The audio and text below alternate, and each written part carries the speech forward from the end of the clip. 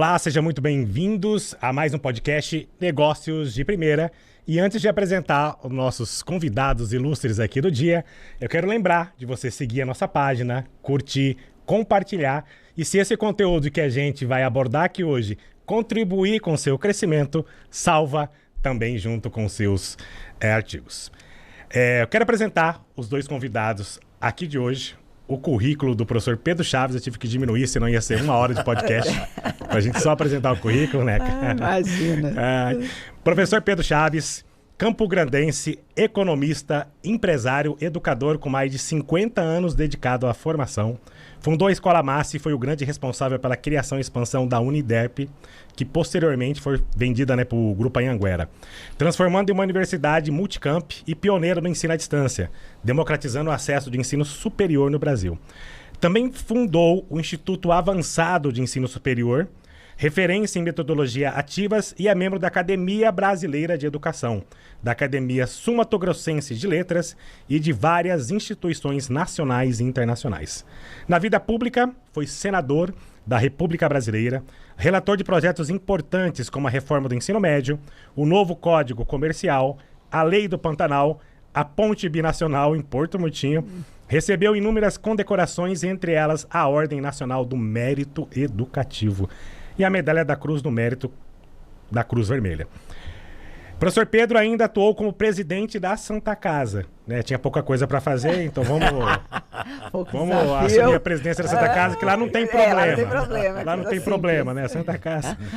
Membro de conselhos educacionais nacionais e internacionais e palestrante em universidades do Brasil todo e no exterior. Sua trajetória é marcada por visão empreendedora, compromisso com a educação e a contribuição decisiva para o desenvolvimento de Mato Grosso do Sul. Professor Pedro Chaves. Ricardo, muito obrigado. Boa tarde para você, para todos aqui da emissora da TV Morena. Dizer que estou muito feliz de estar aqui na primeira página para fazer um depoimento e contar um pouquinho da minha experiência para poder somar, não é? Com as pessoas. Acho que é importante isso. Com certeza. Prazer enorme estar com você. Obrigado. Eu falo sem paneca, eu sou fã do seu pai. Gosto muito. Isso aqui que a gente também é a Neca Chaves, Bunlai. Nasceu em ambiente escolar, né, filha do professor Pedro Chaves, inspirada pela mãe, professora Reni, referência na Massi. Formou-se em economia pela UFMS. Eu não sabia que você tinha formado em economia, olha só. E ainda tem graduação e já começou a trabalhar na escola da família. Depois atuou ao lado do pai, professor Pedro Chaves, na Uniderp, onde foi diretora de campus de ciências agrárias e diretora administrativa geral. Também dirigiu por 8 anos o Colégio Massi. Seu projeto mais desafiador foi a criação da faculdade Insted, que levou 8 anos, né, até agora.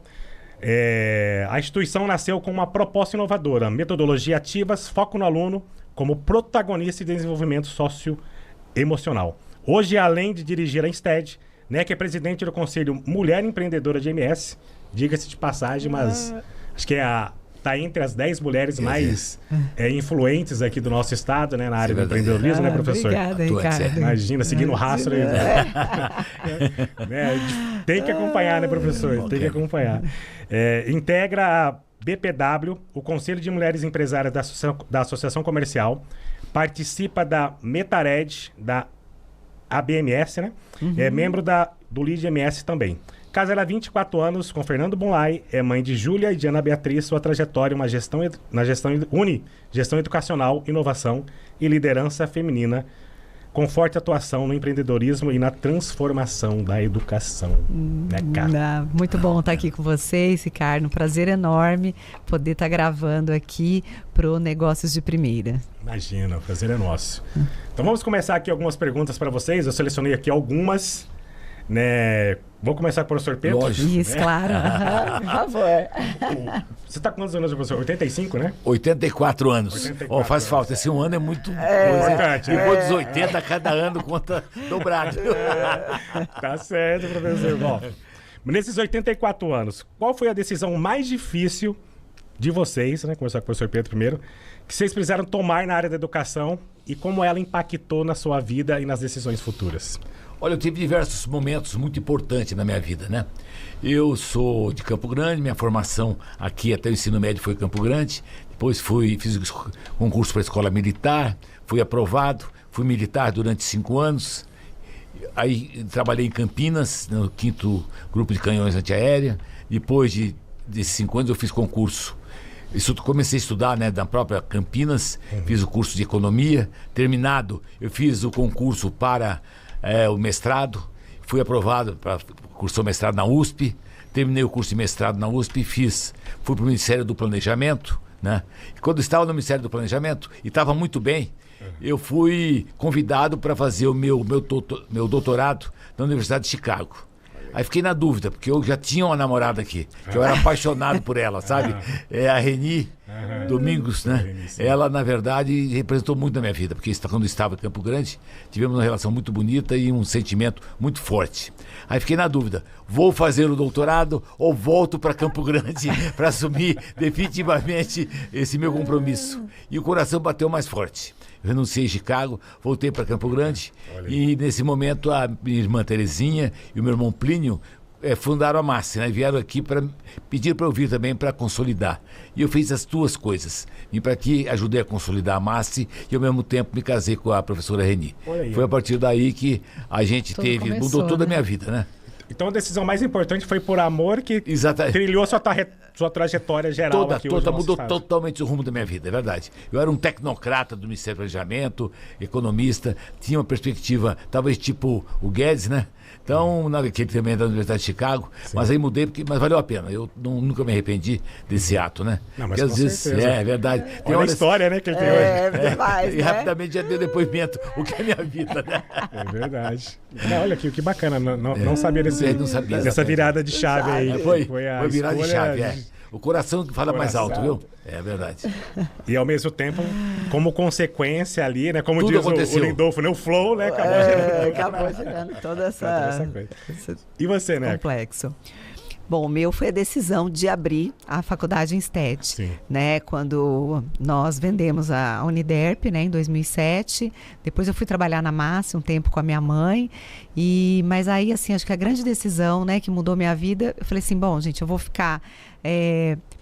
parada não, mas vou fazer outras atividades, né, trabalhar com imóveis, enfim, algumas coisas mais tranquilas, mas não, a educação bateu mais forte e eu quis realmente, juntamente com meu pai, né, que sempre fomos apaixonados pelo ensino superior, voltar para a educação e resolvemos abrir a faculdade Insted. Então foi uma decisão assim muito importante e que deu uma guinada na minha vida, porque eu digo, eu sempre trabalhava muito, Ricardo, nos bastidores, junto com os meus pais. Minha mãe era diretora da MASSE, meu pai reitor da universidade. Então eu trabalhava muito ali na área administrativa, muito nesses bastidores. Foi a maior parte do tempo dessa minha caminhada na educação foi nos bastidores. E de repente eu tomei a decisão, né, de abrir a faculdade Insted, e aí eu era diretora, e aí meu pai falou, agora é com você. Então assume por inteiro, né? Então foi uma grande mudança na minha vida. Mudou bastante. Porque hoje você tem sido vista e considerada uma das referências femininas aqui, não só na capital, mas no estado como um todo, né? Ah, obrigada. A gente quer esse meio, a gente vê, então, quando fala de mulheres empreendedoras, seu nome está entre as top 3, né, aqui do estado. Obrigada. E como que é tudo Feliz, isso? Você sair do né? bastidor e já hoje como... Realmente, geral, Ricardo. Geral. E além disso, esses cargos importantes, né? Representando o que a mulher pode fazer, né? Realmente um empoderamento feminino, sendo uma diretora do empreendedorismo aqui, que ela inclusive viaja, né, para diversos municípios de Campo Grande, faz um trabalho maravilhoso com essas mulheres empreendedoras. O senhor nem fica orgulhoso, né? Fico muito orgulhoso. Nem fica, né? Eu digo que eu passei um legado para ela pegou esse legado e modernizou, atualizou, e entrou com tecnologia em cima dele e ele tá subindo cada vez mais, né? Muito mais, Mas a gente brinca com o Fernando, né, com a esposa, né, com o Fernando. Fernando, é melhor deixar a Neca aparecer porque ela tá fazendo mais sucesso. Você fala assim, mas eu não tenho ego nenhum, eu deixo ela. Bacana. Existe algum erro que parecia um grande fracasso em um momento, mas que hoje vocês enxergam como que foi essencial para o crescimento de vocês? Fala assim, esse aqui foi um erro agora, mas olhando de outra forma, isso aqui na verdade foi muito bom ter acontecido isso. Eu sempre digo que Deus foi muito generoso conosco, né? Sempre teve orientação segura. A gente foi muito importante ter feito o mestrado, porque eu peguei e adotei a escola de uma tecnologia importante, né? Tudo com planejamento, isso foi fundamental para a gente. Mas é óbvio que o começo foi muito difícil, porque nós não tínhamos absolutamente nada, né? A gente, quando a Terezinha e o Plínio resolveram criar a escola de ensino fundamental e médio, na verdade eles pensaram, como é que eu vou fazer isso? Pegaram e alugaram casas, né? E adaptaram casas à escola. Como eles tinham uma boa relação em Campo Grande com os professores e principalmente os alunos, teve uma adesão muito grande. Porque eles já eram professores, né? Escola Valdo Cruz, da Estadual, etc. E quando abriram a escola, esperavam 600 alunos, apareceu 1.100 alunos. Nossa. Então foi uma coisa fabulosa em Campo Grande. Um problema bom. Foi uma epidemia, exatamente. Esse é o problema que todo dono de escola quer ter. Todo mundo queria estudar na massa, sabe? Então a gente realmente viu que isso era importante, eu estando aqui também, dando apoio, né? E foi importante porque a escola cresceu muito. Foi a primeira escola particular da época ou não? Não, tinha o Dom Bosco, CDB, o Dom Bosco, CDB, exatamente. Mas a escola mista, né, pai? Agora, a primeira escola mista era nossa. Mista. E depois, no ano seguinte, o Dom Bosco fez também, transformou em escola mista, sabe? Nós somos pioneiros em diversas coisas. Exato. Isso foi um dado importante. Porque o Dom Bosco também era pela missão salesiana. Exatamente, né? Era só masculino. Então era só meninos, né? E a auxiliadora só meninas. Aí resolveram assimilar toda aquela mudança da gente. A gente foi pioneiro nessas coisas, acho que foi importante. E a partir daí a gente lutou para que tivesse a sede própria e as coisas foram acontecendo. Mas eu posso dizer que erro, talvez maior, não foi erro. A gente resolveu fazer a universidade numa área muito grande. Então eu optei pelo mini anel rodoviário. Quando começamos a construir, todo mundo dizia, meu Deus, esse cara é um visionário, é muito longe. Porque lá não tinha ônibus, não tinha luz elétrica, não tinha absolutamente nada. Mesmo assim, a gente construiu, negociamos com as empresas, conseguimos levar tudo isso, telefone e tal. E ali parecia realmente no início que era realmente um prédio, mega prédio, né? E para absorver realmente 3 cursos que eu tinha. Tecnologia em eletrotécnica, tecnologia em telecomunicações e também formação de professores. Então mas não teve problema. A partir daí a gente começou a lutar, né? No início a gente ficava meio desolado, porque não tinha como levar os alunos para lá. Aí eu realmente aluguei 2 ônibus da empresa Ouro Branco e levava os alunos. Os alunos ficavam na massa esperando. Que ano foi isso? Do cursinho, em 1976. Nossa. Então, a partir dali foi 78, exatamente. E foi a partir daí as coisas foram acontecendo. Então não teve arrependimento. As coisas foram acontecendo e a gente antevia as coisas, sabe? Sim. Pela demanda, que a escola era um verdadeiro sucesso. Era uma alegria. É como ser corintiano, assim. É uma alegria. Será? Acho que o Ricardo não é corintiano, hein? Que nem ser empreendedor, sofre, alegria, sofre. Foi isso. E é engraçado, a minha mãe é professora, né? Foi vida inteira professora, só que da área pública. Ah, sim.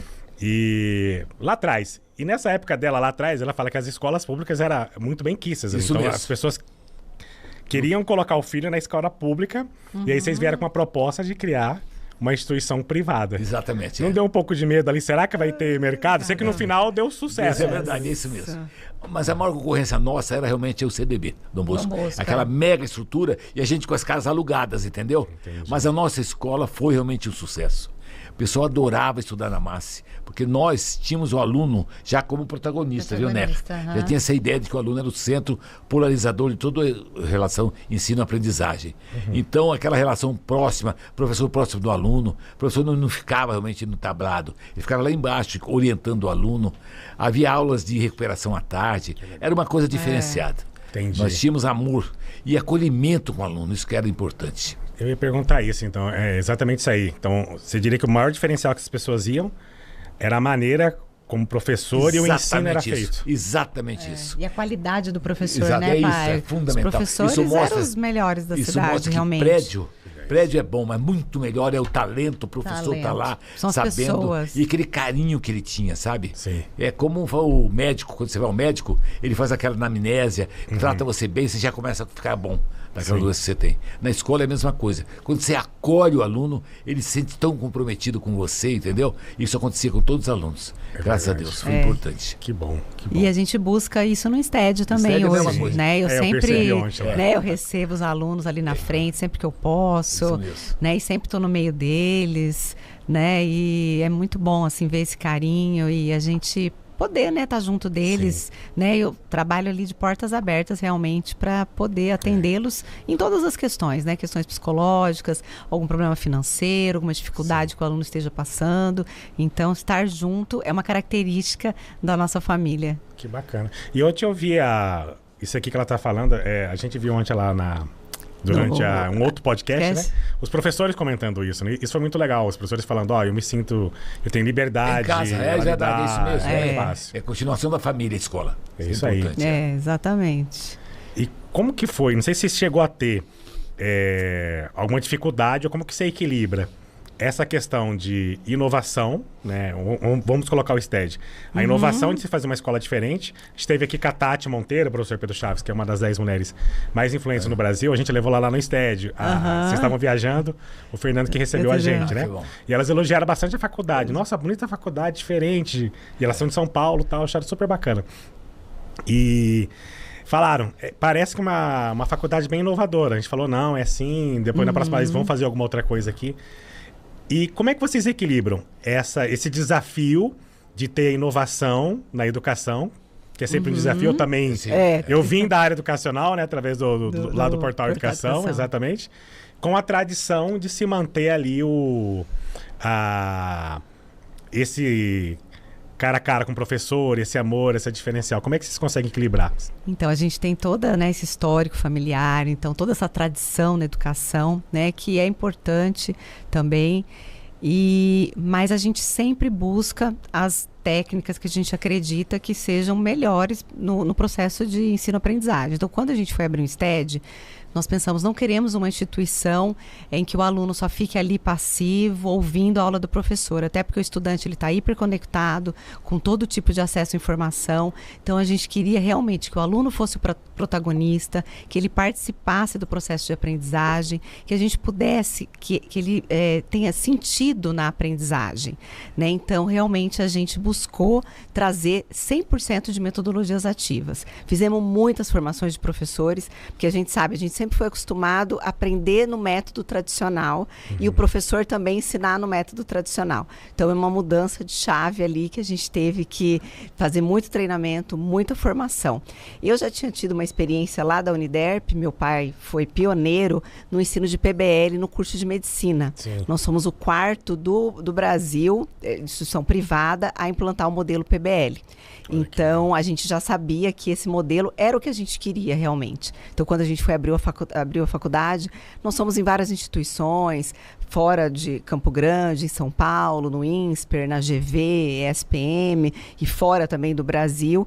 E a gente identificou que realmente esse modelo é aquilo que a gente queria, que a gente acreditava que seria melhor para a aprendizagem do nosso estudante. Sim. E para reter a atenção, né, Ricardo, do aluno hoje. PBL, para quem não sabe, é você trabalhar o ensino baseado Baseado em em problema, problema. né? Baseado em problema. Em isso. problema, exatamente. Então, a gente faz estudo de casos reais, né? A nossa metodologia, a gente usa muito sala de aula invertida. Então, a gente manda um conteúdo teórico para o estudante.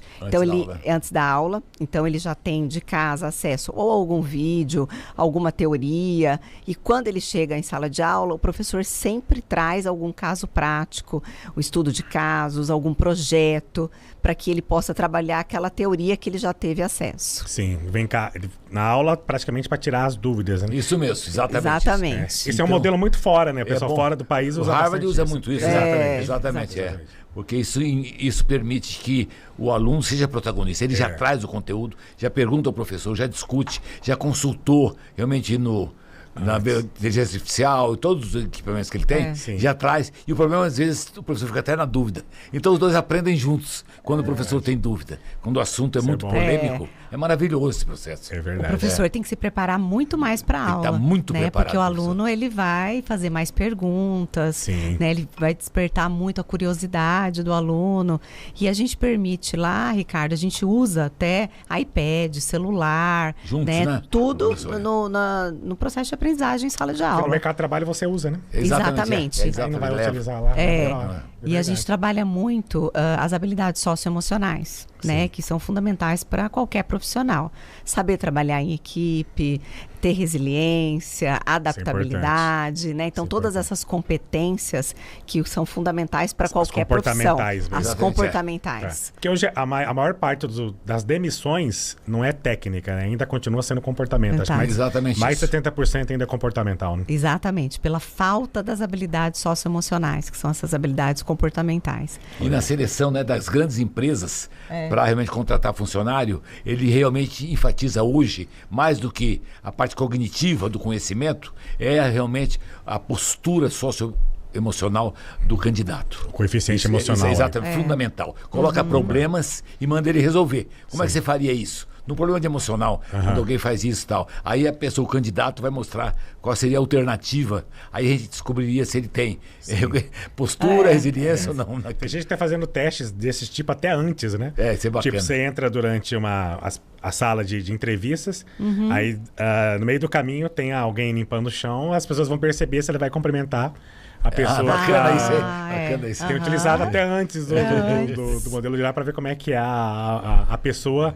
quando ninguém tá vendo, né? É a tua história do caráter, né? Caráter é aquilo que você faz quando ninguém tá vendo. Quando você começa a medir.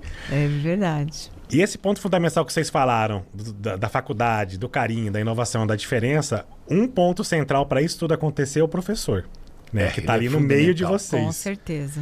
Como é que vocês fazem um critério para escolher os professores que entram ou que entravam, né, na época da Uniderp e que entram na STED hoje?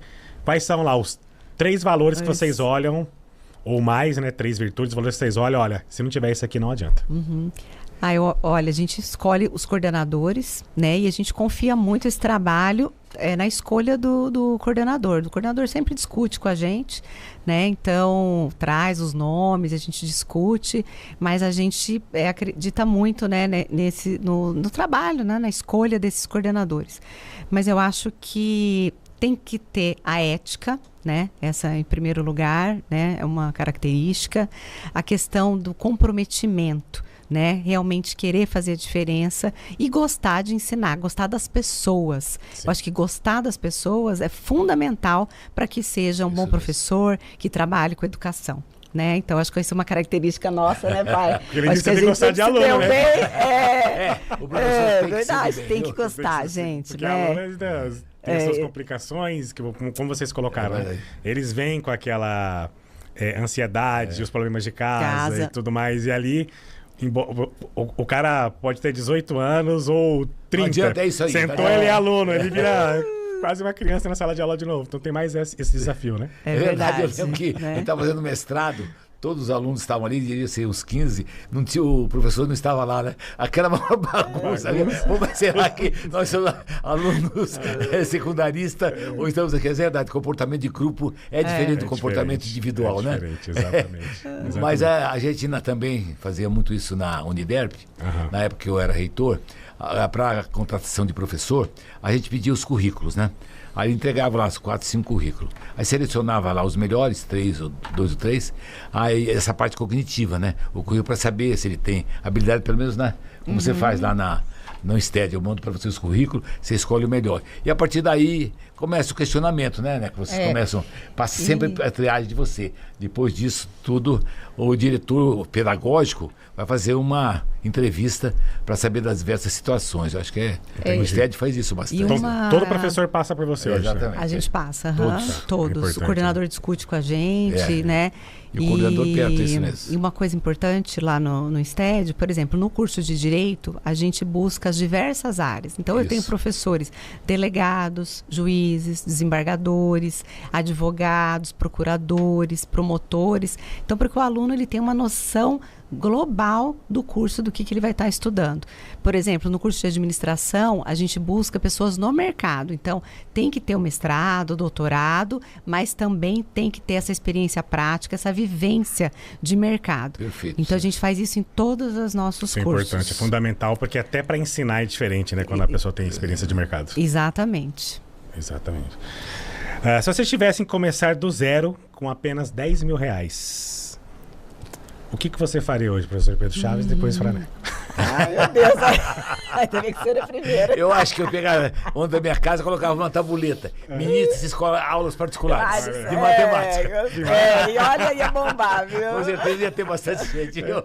Os 10 mil você ia gastar 300 na placa E a o placa resto ia começar, eu tenho resto. certeza que ia dar certo, viu? Muito bom. Porque a aula realmente, o pessoal tem sede de uma aula particular que seja bem trabalhada, porque eu gosto de matemática, né?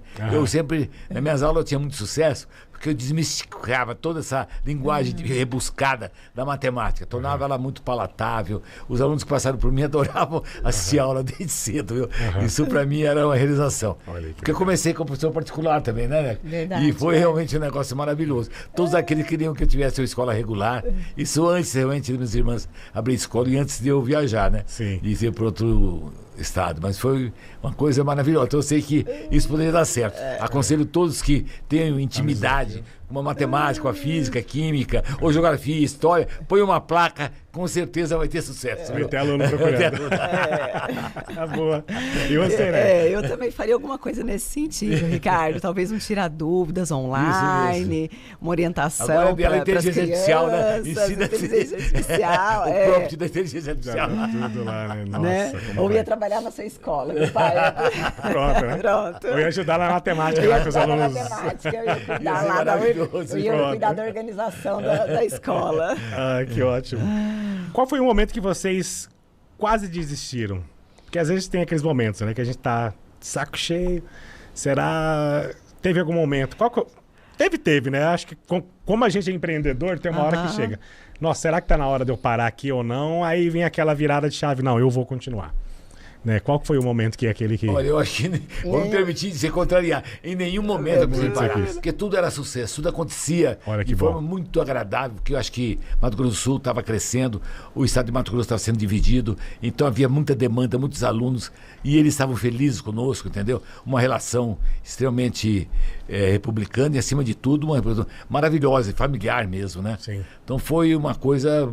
Eu realmente, em momento algum, pensei em parar, viu? De verdade. No momento de venda da Uniderp pro Foi uma Grupo angústia. Anhanguera. Foi uma angústia. Eu falei, então, exatamente, ali, naquele esse desistir momento, até que eu coloco. Você ficou naquela dúvida, eu vendo ou não vendo? Chegamos eu a fazer desisto, isso, não, de vender?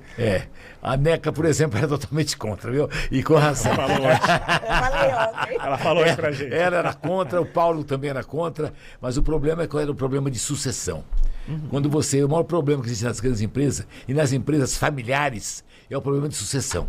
Quando está você e os parentes de primeiro grau, todos juntos, tá ótimo. Aí começa a surgir genro, nora, Sobrinho, etc. Primos, tal, etc. né? Que começam a influenciar, entendeu? E a gente tem dificuldade realmente de trabalhar.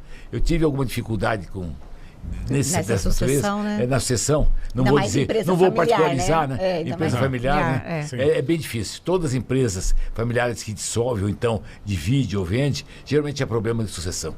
E hoje você trabalha muito a questão de conselho. Você tem um conselho de administração, Aí você tem um melhora, conselho viu? Aí consultivo. melhora. Aí você tem um conselho familiar, né? Que já se criaram exatamente para administrar esses egos. Porque né? no início, a sociedade é uma sociedade familiar, né?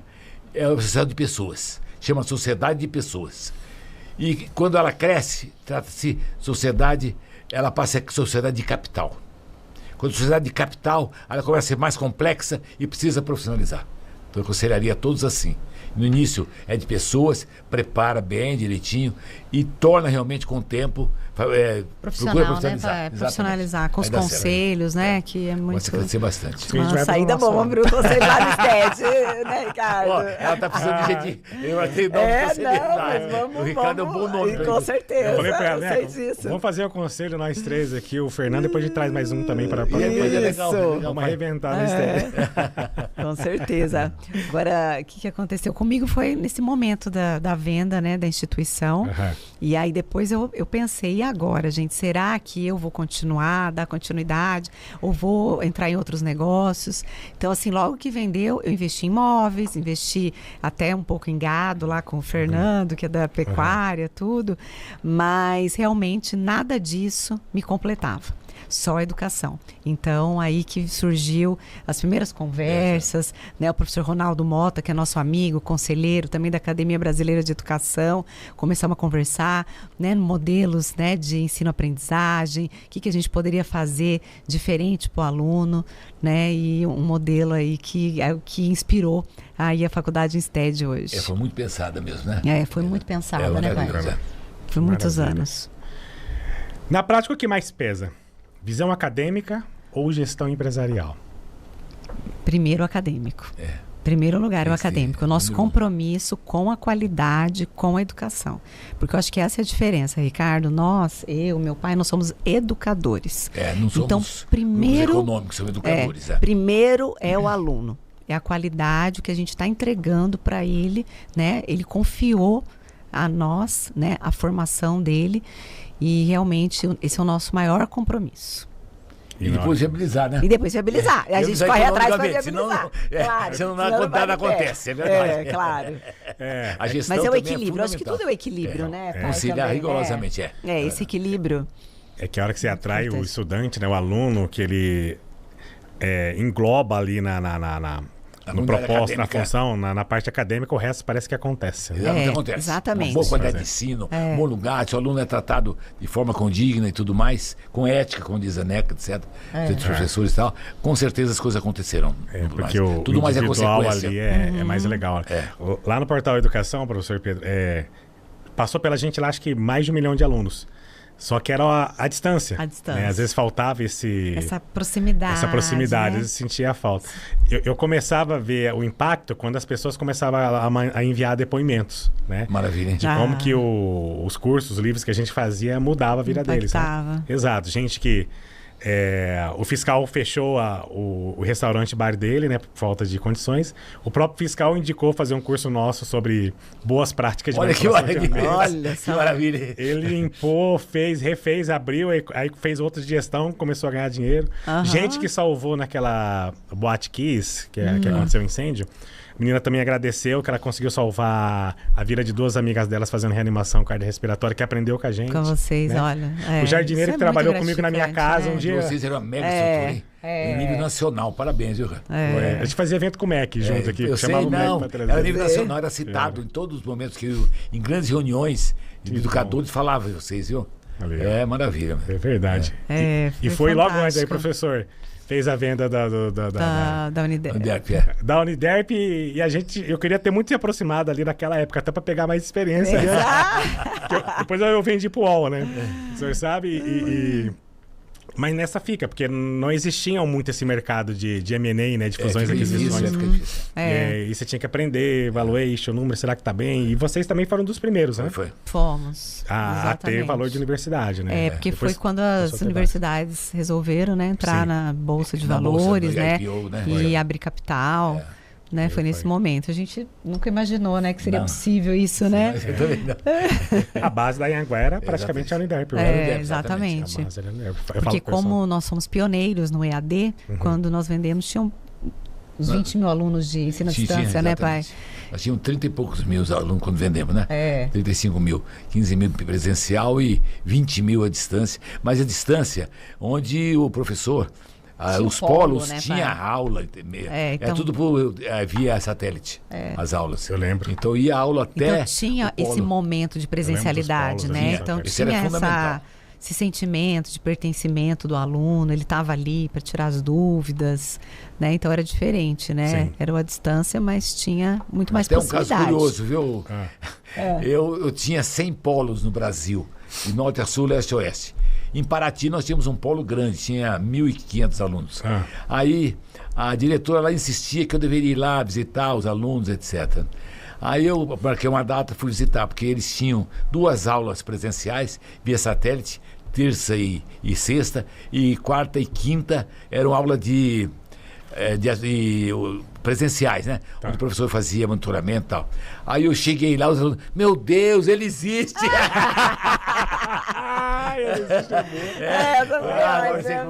Ele me viu sempre online. É uma figura tão inacessível, né? Tão É verdade. assim, né? Me pegava assim, deixa eu encostar. olhava, tirava foto, fiquei a noite toda tirando foto, Olha viu? aí, que legal. Muito bacana. Tá até hoje as fotos nas casas A lá. gente tinha como popstar, viu? Cara, que bacana. Se vocês pudessem voltar 20 anos, vocês mudariam alguma decisão que vocês fizeram lá atrás ou não? Eu vou colocar 20 para o professor Pedro Chaves, você de colocar 15. Eu vou dar 15. 20 anos nós tínhamos ainda a universidade. Tinha universidade. É verdade, tinha universidade. Tinha universidade.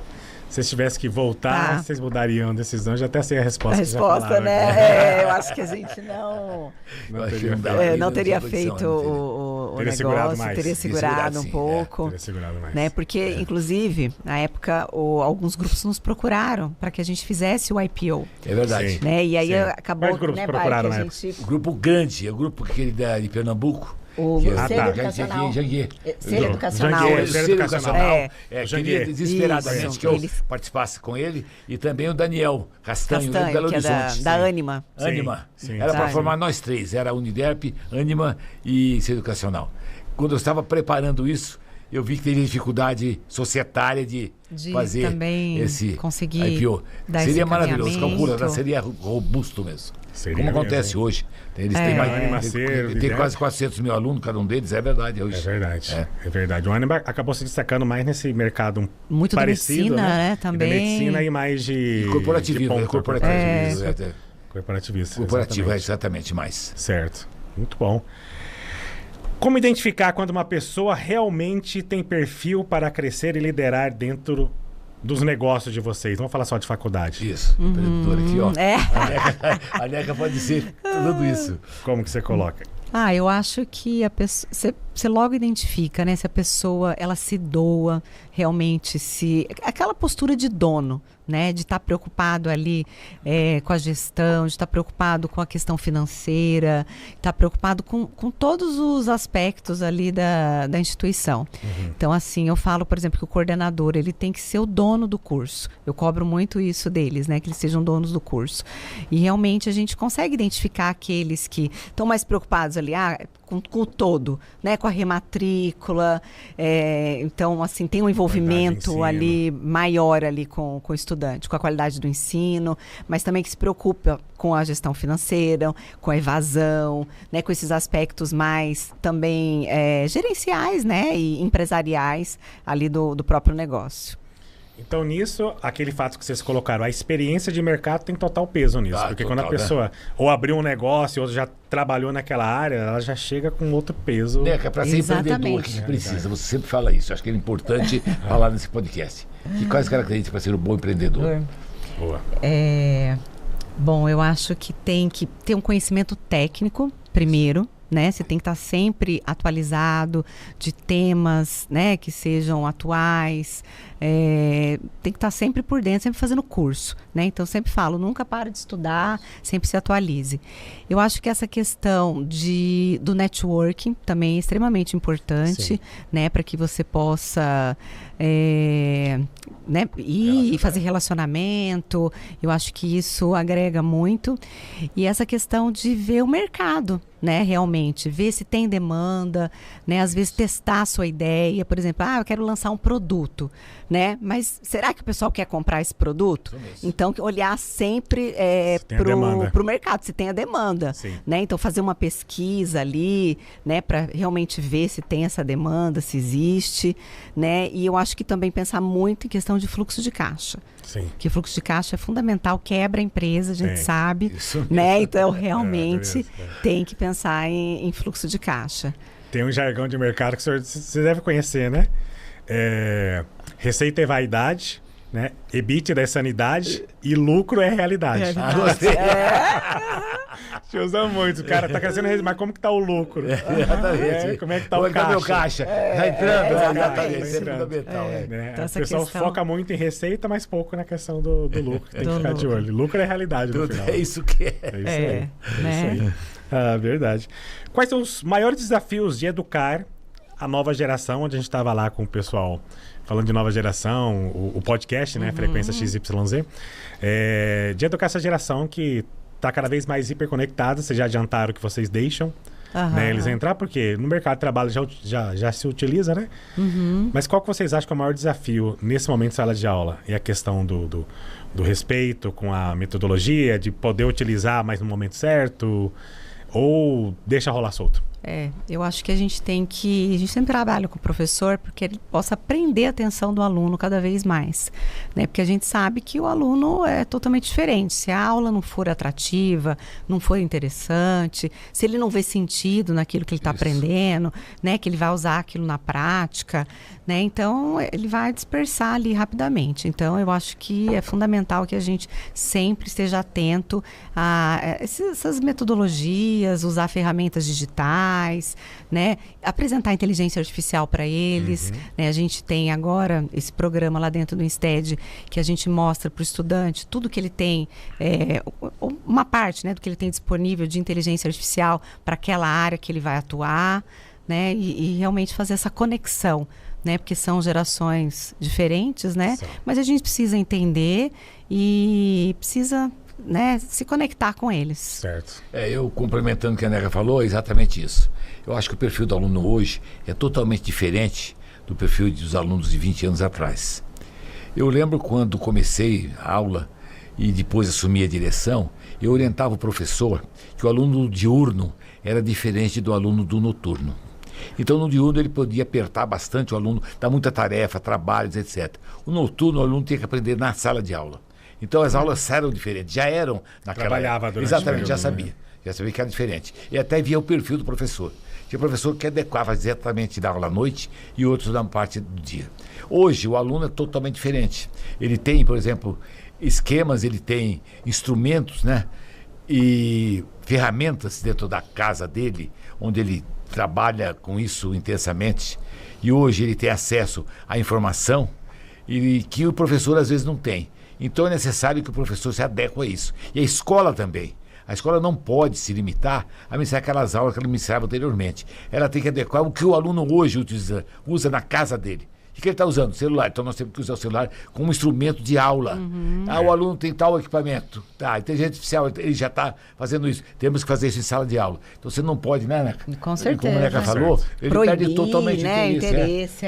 Não pode celular, não pode, né? Tudo não pode ter que ser adequar o modus vivendi dele com a atividade da escola, da aula. Com a realidade de mercado. Exatamente, essa que é a verdade, mercado. Exatamente, mercado. E eu tenho visto assim que os semipresenciais têm crescido bastante, né? Isso é bom. Porque o que acontece? O aluno, ele quer essa flexibilidade. Eu vejo que o jovem, ele quer essa flexibilidade. Tanto que eu acho que o mercado de trabalho, né? Eles, quando vão perguntar emprego, não, mas posso trabalhar um dia de home office, ou 2 dias de home office, né? Porque já cresceram com essa mentalidade, né? Com certeza.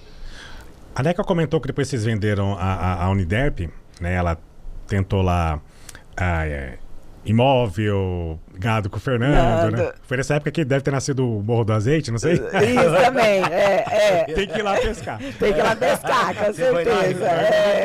Tem 2 amigos que vão direto, vamos lá no morro. Nossa, tá espetacular lá. Vou gostar muito. Um prazer recebê-la. Mas agora eu fiquei curioso com uma pergunta do professor Pedro. Lógico. Porque eu também, quando vendia lá o portal, falei, cara, eu vou pegar um sabático, né? Ficar uns meses aí sem fazer nada, né? Mas eu vi que logo o senhor vendeu e foi trabalhar com várias outras coisas, entre as quais resolveu virar senador da República. Não dá trabalho, né? Não, presidente da Santa Casa. Não dá. Como é fácil, é fácil. Eu conheço lá, facinho. Estive lá agora semana passada com eles. Como é isso? O senhor se sentiu entediado? Não, o problema todo é o seguinte, quando eu vendi, eu fiquei bastante líquido, né? Aí fui ao São Paulo, o gerente o dono do Banco Fator era amigo de um amigo meu, né? Vamos lá falar com ele, eu me tornei líquido e tal, e agora eu tô meio perdido, porque no dia seguinte eu falei, e agora? Vendi a Uniderp, não preciso ir mais cedo. Pra onde que eu vou? Eu vou vir aqui no banco. O que eu vou fazer agora? Conversei muito com ele e falou, olha, Pedro, você pensa bem, agora se tornou líquido, é difícil, porque na venda, o duro é o dia seguinte, não é isso? Você deve ter a mesma experiência. Todos que vendem seu empreendimento, que foi criado cada tijolinho, você tem longo tempo, envolve a família, tudo isso, você fica realmente num caos, né? Fica fica meio angustiado. Aí ele falou, olha, você faz um investimento, tem que ser um investimento prazeroso, aquilo que traz alegria. Não adianta você colocar o dinheiro no banco, ficar rendendo e você ficar parado. Isso realmente é muito ruim. Então você torna o investimento prazeroso. Aí eu comecei, na verdade, a abrir o leque para algumas coisas importantes, né? Primeiro eu comecei a me dedicar um pouco à política, né? Sim. Eu comecei a participar de alguns partidos e conversando, reunião, etc. Segundo, eu fui convidado pelo Nelsinho para ser presidente da Santa Casa. Sim. Foi uma experiência boa porque eu já tinha o curso de medicina, odontologia, toda essa área de saúde, então eu utilizei isso na Santa Casa. Fiz um choque de gestão, foi muito importante isso. E nesse meio tempo, como eu já estava militando na política, o Delcídio Amaral me convidou para ser suplente dele, né, como senador. Aí comecei a fazer campanha com ele, foi muito bom. E depois, para diversificar mais ainda, comecei a entrar na atividade rural. Hoje eu sou realmente um produtor rural. Então são coisas que importantes, mas eu não deixei de pensar em escola. Esqueceu da educação. Não saiu da minha cabeça a educação. É legal você refazer assim várias vezes, né? Exatamente. Sempre eu pensava em educação, porque é isso que me fazia, me realizava muito mesmo, sabe? Você sabe que hoje um dos negócios que a gente trabalha, a gente faz ventilador pulmonar para cachorro, né? Tá na fase final de pesquisa, a gente fez para Covid e depois colocamos, porque de 100 clínicas, 99 não tem. E agora a gente tá colocando inteligência artificial nesse ventilador. E lembrando o professor Charles falando, se você me perguntasse há 5 anos atrás, daqui a 5 anos você vai estar mexendo com o ventilador pulmonar para cachorro. Você tá louco, não tem nada a ver. Mas é essas oportunidades de Oceano Azul que cai que a gente acaba mexendo e fazendo, né? Não, e é muito gratificante, né? Trabalhar com educação, né? A educação é insubstituível. Aonde a gente vai, Ricardo. Transforma vidas, né? É maravilhoso a educação, Não, e as pessoas, né? Onde eu vou com meu pai, professor Pedro, fui seu aluno, estudei com o senhor, né? O curso mudou minha vida, né? Então, se a gente vê realmente essa transformação, né? Na vida das pessoas. Eu lembro que a primeira, acho que impacto que eu vi de como a educação, principalmente para professor, para educadores que muda, eu tava na minha mãe voltando para casa e caiu numa blitz. A minha mãe é professora de... eu tinha uns 10 anos de idade. Parei lá na blitz, lá, aí, mãe, meu Deus, eu tô sem documento. E agora, minha mãe medrosa, não sei o que, vai acontecer, prender meu carro, não sei o que. Abri a porta do vidro, documento. Professora Alda! A senhora foi minha professora. Graças a você, eu me formei, estudei, passei no concurso só policial. Não, pode passar. Olha, salve. A educação é engraçada. Que coisa maravilhosa. É verdade. Reconhecimento, né? Sabe que não é pessoa do mal, é do bem. Então aconteceu eventualmente. É isso que acontece. Com certeza. Vou fazer mais uma pergunta. 2 perguntas para vocês. Qual o conselho invisível, aquele que não está em livros, mas que vocês carregam até hoje? Pode falar, né? Que eu for mesmo pensar num que possa... Que a gente pode dar um conselho, né? Um conselho invisível que não está em livro, mas que vocês carregam. Bom, eu tenho uma característica importante, que é o amor ao próximo. Eu gosto das pessoas, muito mesmo, independente de ser A, B, classe, pobre, rico, toda para mim é o mesmo tratamento. Então, o sentimento que eu tenho pelas pessoas, eu procuro ser pessoa de bem. Segundo, eu encontro as pessoas, e a gente deve encontrar, deve falar só coisas boas, sabe?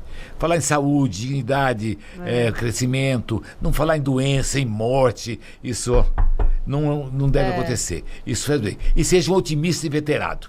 Isso nós somos. O otimismo transforma em realidade. Não é otimismo idiota, é otimismo ingênuo. O otimismo real que vai transformar esse otimismo em realidade. E seja feliz com a vida. Agradeça a Deus diariamente pela vida. A vida é um prêmio que tem que ser vivida intensamente. Então esses talentos não podem ser desperdiçados. Perfeito, professor. Eu acho que acredite em você, né? Acredite nos seus sonhos, acredite que você é capaz, que você pode, né? Eu acho que é muito importante a gente, né? E a gente está em constante evolução, em constante aprendizado, né? A gente vai melhorando, não deixe de fazer, né? Às vezes a gente se cobra muito de ser perfeita naquelas ações, mas assim, a vida é uma constante evolução, um constante aprendizado. Então, vamos fazendo e a gente vai melhorando e vai corrigindo o que tem que ser melhorado. E acredite no seu propósito, nos seus sonhos e se dedique que vai dar certo. Amém. Eu gosto de fazer sempre essa pergunta para todo mundo. Vou fazer para vocês aqui. Mas é uma pergunta que vocês vão fazer uma pergunta. Qual que é uma pergunta... Primeiro o professor Pedro, né? Qual a pergunta, professor Pedro, que você gostaria que fizessem para você, mas ninguém nunca fez? De verdade mesmo? É dizer se dinheiro traz felicidade. Isso, traz. Eu particularmente não sei se hoje eu sou mais feliz do que quando eu dava aula e tinha um Fusquinha. Embora tenha meus filhos, que é maravilhoso, meus netos, é maravilhoso tudo isso, no estado que eu estou. Sim. Mas eu reconheço que você não precisa ter muito dinheiro para ser muito feliz. Tem gente que fala que dinheiro é sinônimo de felicidade. O cara fala, pode até ajudar, entendeu? Mas eu acho, nos Estados Unidos fizeram uma pesquisa das pessoas multimilionárias, as pessoas milionárias, as pessoas de classe média e as pessoas pobres. Se notou que as pessoas que tinham o seu apartamento, que tinham o seu cachorro, que era casada bem, meio equilibrada casada, e tinha um salário compatível e pudesse viajar uma vez por ano, era muito feliz igualmente as pessoas que tinham muito dinheiro. Isso eu penso isso. Posso ser contrariar, mas realmente, para ser feliz, precisa ter muito dinheiro. Precisa ser feliz, precisa ter o básico para a gente viver dignamente e com dignidade. Maravilha. E você, Neca, qual pergunta que você gostaria que te fizesse, mas ninguém nunca te fez? Muitas pessoas, assim, eu acho que se eu já tinha uma vida, né, confortável, né, e eu não precisaria trabalhar, poderia, sei lá, ficar em casa, ser do lar, né, me dedicar mais, talvez ficar por conta das minhas filhas, por conta da casa, e essa realmente, então, nunca foi uma escolha minha, né? Então, realmente, me perguntar alguma coisa nesse sentido, por que ser empreendedora? Por que querer trabalhar, querer acordar cedo, querer fazer, né? Eu realmente poderia me perguntar isso, que eu responderia 1000 vezes que faça. Eu acho que é importante a gente conciliar família, trabalho, estudo, porque a gente precisa, né, crescer, precisa evoluir. Sim, perfeito. Né? Pessoalmente e profissionalmente também. Isso mesmo. Isso aí. Chegamos ao fim aqui do podcast. Eu vou pedir para cada um de vocês dar as palavras finais. Começar, Neca? Tá. Assim, um conselho que eu sempre dou é nunca parem de estudar, se aperfeiçoem e acredite nos seus sonhos. E corra atrás, faça tudo o que for preciso para você realizar, né? Se você acredita, tem um propósito, tem um objetivo claro, aonde você quer chegar, você vai conseguir. Muito bom. Realmente quero agradecer o Ricardo, em meu nome e em nome da NECA, primeira página, né?